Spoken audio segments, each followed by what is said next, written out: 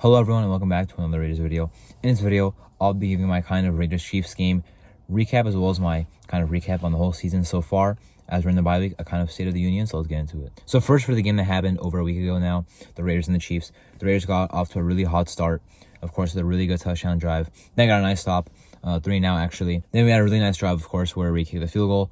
I missed the field goal and got 0 points on the drive where we looked pretty good. Still got another stop, still scored again. So just a really good start. 14-0 could have been 17-0, could have been 21-0 if we decided to go for that fourth down and get it and then, find our way into the end zone. That was a great start no matter what, right? But eventually they caught up with us, obviously. Kind of felt similar to week 5 of last year where we were up 17-0. And, of course, they came back and won a nice game, 30-29 for them.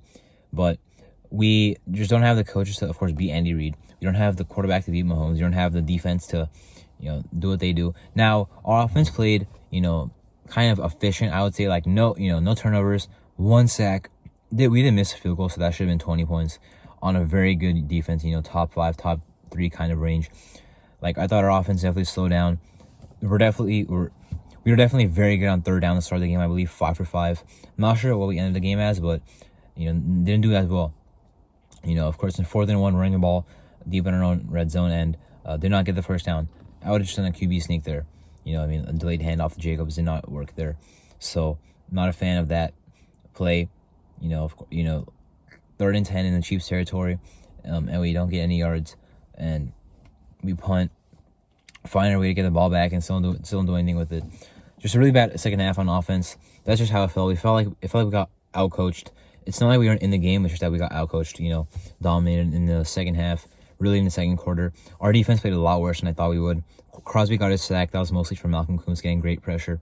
So our defense disappointed me. Our offense played, in terms of yardage and, 17 points, about what I expected, but no turnovers and only allowing 1 sack and limiting Chris Jones for the most part. He did have some nice pass reps, of course. Really good play on 4th and 1, as I mentioned, but I think we were pretty efficient on offense, at least in terms of holding on to the ball.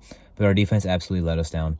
There's no reason we should have got destroyed like this by, pretty much Kelsey. Rashid Rice had a nice game, but it should have been really Kelsey. And Isaiah Pacheco actually got contained as well. Really the only guy in the air that we should have absolutely worried about was Kelsey. And Rashid Rice had a really good game. Kelsey did his work. And we did limit Pacheco. I know he had 2 touchdowns, but we limited Pacheco. I'm really liking how our run defense has been looking. Pacheco shut down, Mostert shut down, and Breece Hall shut down all in the last 3 weeks. So I'm loving to see that run defense. But the pass defense in this game got picked apart. When I expected more, honestly, by our defense. Still a fan of this defense and the progress we made this year compared to last year. But I don't know how we played well against the Dolphins. A quick strike offense, a team that can take you deep any play.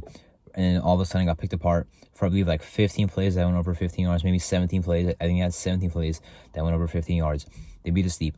Bad defensive game. The outcome seems like something I would have expected, though, but just did not, expect to start that hot and then get outscored 31-3 to end the game. Now to talk about our current state in the bye week and our playoff, seeding and stuff. We are 5-7.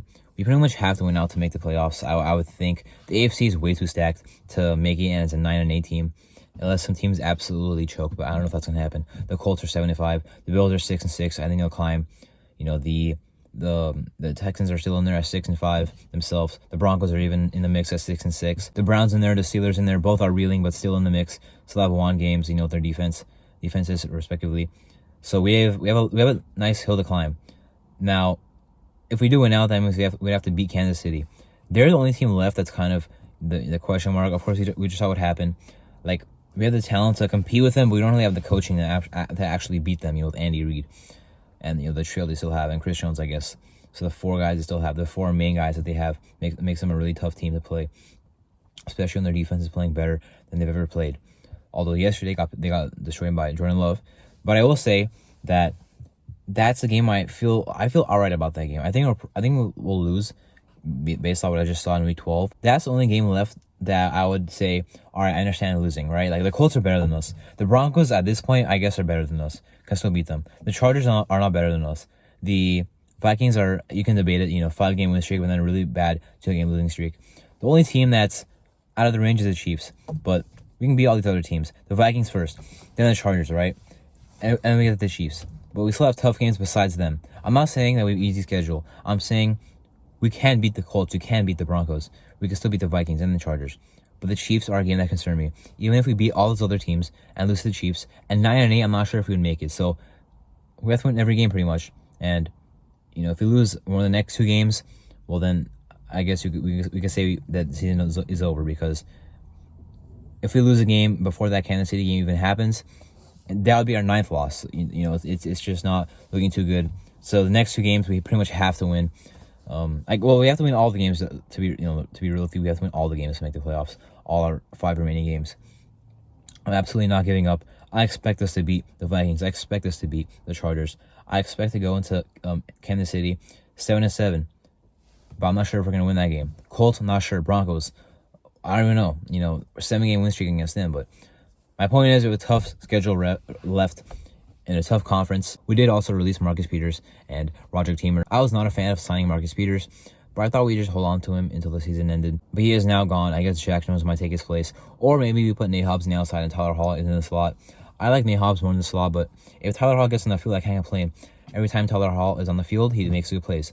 So that could be some good things to see there if he does get some more playing time with Peters leaving. And Teamer's been on the team for about 3 years now. Been a lot on special teams. Has produced a little bit on defense as well. Has not been a bad piece, but bad off the field mistake gets him cut.